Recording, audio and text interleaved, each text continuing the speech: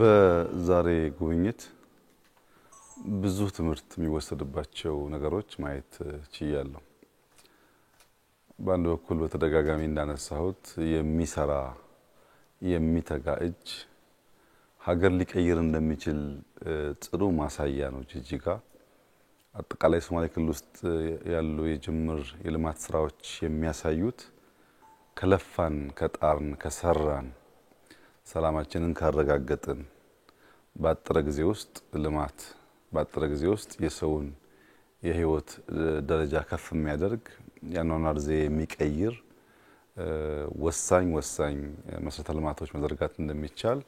በግልጽ የሚያመላክት ነገር ነው። በአንድ በኩል ልማትና ለውጥ አዲስ አበባ ብቻ ነው ያለው ብሎ የሚያስቡ ሰዎች በዚሁ አጋጣሚ ወጣ ብለው የክልል ከተሞችን ማየት እንዲችሉ መምከር እፈልጋለሁ። ጅጅጋ እኔ መጀመሪያ ስመጣ የዛሬ 3-4 ዓመት ተኩል ገደማ አንድ መንገድ ብቻ ምናልባት 7-8 ኪሎ ሜትር የሚሸፍን አንድ አስፋልት መንገድ ያላት ከተማ ነበረች። ዛሬ ዞረን እንዳየነው ከ40 ኪሎ ሜትር በላይ በሁለት መንገድ እያንዳንዱ 3 ሌን የሆነ ብዙ ቦታ ወክዌይ ያለው የሳይክል ሩት ያለው በጣም ሰፊ የሚባል ኢንፍራስትራክቸር ተገንብቷል። ከመንገድ አንፃር በአጠቃላይ በሶማሌ ክልል ከ2000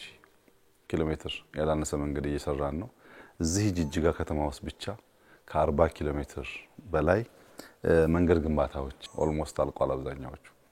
ይሄ ከመንገድ አንፃር ያየነው ሆስፒታል ምናልባት በምስራቅ የሀገሪቱ ክፍል ይሄን የሚያክል ግዙፍ ሆስፒታል ያለ ለመሆኑ እርግጠኛ አይደለም። ብዙ ነገር በውስጡ የያዘ አውቶሜትድ የሆነ ትልቅ ሆስፒታል ለጎረቤት ሀገራትም ጭምር ሰርቪስ የሚሰጥ ሆስፒታል ነው ያየነው። ከዚያ በተጨማሪ የግሉ ሴክተር ከተማ ውስጥ እየገነባ ያለው ህንጻ የቤቶች ግንባታ አጠቃላይ ከተማው ኢኮኖሚክ እንቅስቃሴ ከፍተኛ ደረጃ ህይወት ያለው የሚንቀሳቀስ ገንዘብ እንዳለ ስራ እንዳለ ያመለክታል። በነገራችን ላይ ባለፉት 3 እና 4 ዓመታት ውስጥ በሶማሌ ክልል 68 ከተማ በርካታ ወረዳዎች የ24 ሰዓት መብራት አገልግሎት እያገኙ ነው። ከዚያ በፊት የነበረው መብራት አገልግሎት በጣም አነስተኛ ነው። ባለፉት 3-4 ዓመታት ግን 68 ከተሞች የ24 ሰዓት መብራት ያገኛሉ። 2000 ገደማ መንገድ እንገነባለን። ሆስፒታል ከለውጥ በፊት 9 ነበር። ከለውጥ በኋላ 11 ገደማ ተገንብቷል። ከ100% በላይ ተገንብቷል። ይቀራል አሁንም ግን ጅምር ስራው በሆስፒታል በትምህርት ቤት በመንገድ በመብራት ደግሞ በመንግስት ተቋማት ይሄ ህግ አውጪው ነው። በዚህ ደረጃ ጸዳ ያለ ፓርላማ ብዙ ቦታ አይታይም። የቢሮዎችም የፋይናንስ ቢሮ የገቢዎች ቢሮ ቅድም ያየናቸው ቢሮዎች ስራዎቻቸው መሬት የያዙ መንግስት እየተኮነ መሆኑን ያመለክታል። ክልሉ የተሟላ መንግስት ሆኖ ሰው ተቀብሎ ለማገልገል የሚያስችል ብቃት እየፈጠረ ነው። መሰረተ ልማት ግንባታው የግብርናው መብራቱ ጤናው እና የፕራይቬት ሴክተር እንቅስቃሴ ተጨምሮ የሶማሌ ክልል በምስራቁ ቀጠና ለኛም ለጎረቤቶቻችንም ትልቅ የገበያ ማዕከል ሆኖ ማገልገል እንደሚችል ያሳያል። ይሄ በጣም ጥሩ ነገር ነው። ዛሬ ተነጋገርንበት እና በቀጣይ ሰራበት የሚገባው ነገር ትላልቅ ህንጻ የሚያምሩ ህንጻዎች ጠንካራ ኮንክሪት አስፋልት በጣም ጥሩ ነው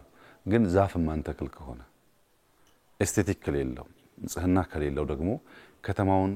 ግማሽ ያደርገዋል ሙሉ ያደርገውም እና ጅጅጋ ከተማ በጣም ብዙ መትከል ይጠበቅብናል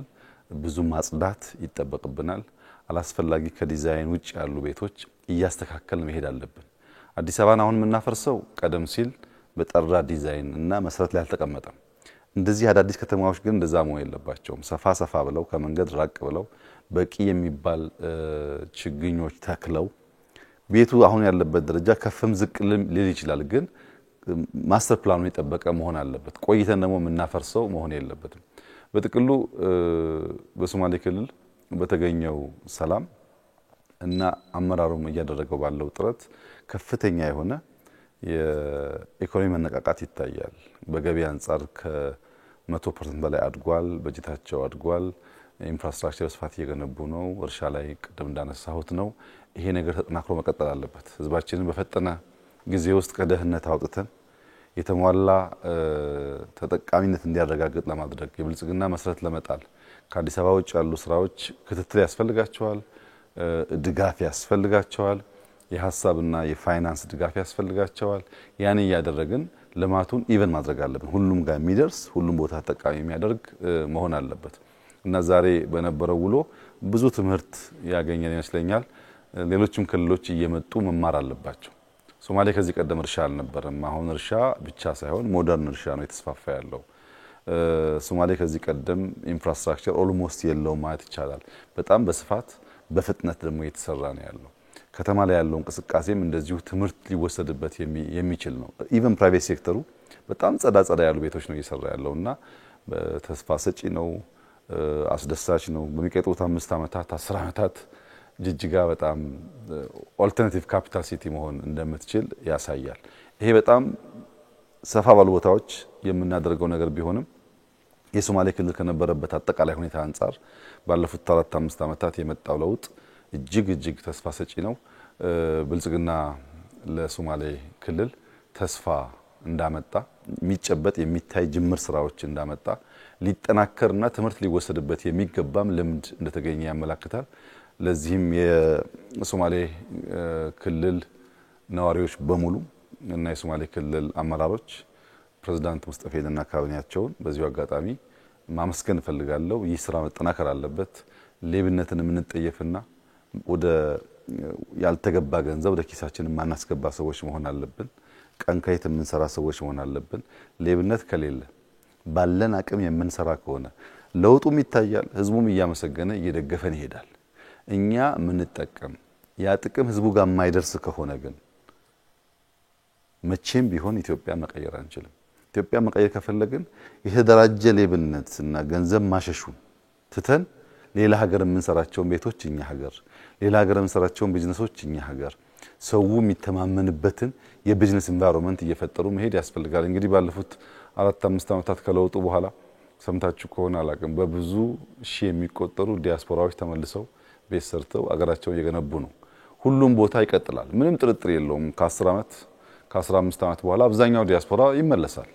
የኛ ነገር የተሻለ ነው የኛ ተስፋ የተሻለ ነው የኛ መሰረት የተሻለ ነው ቤተሰብ መስርተህ ለመኖር ኢትዮጵያ አሁን በብዙ መስፈርቶች ትሻላለች ሚቀር ነገር አለ ያን ያሟላን ከሄድን አብዛኛው ሰው ሲመለስ ለመቀበል የሚያስችል መሰረት መጣል ይኖርብናልና በትብብር በትግግዝ ሰላምን አስቀድመን ውበትን አስቀድመን ጥራትን አስቀድመን የእጅ ንጽህናን አስቀድመን ከሰራን ልንለወጥ እንደምንችል አመላካች ውሎ ነበር እጅግ በጣም ደስ ብሎኛል እናንተም እንኳን ደስ ያላችሁ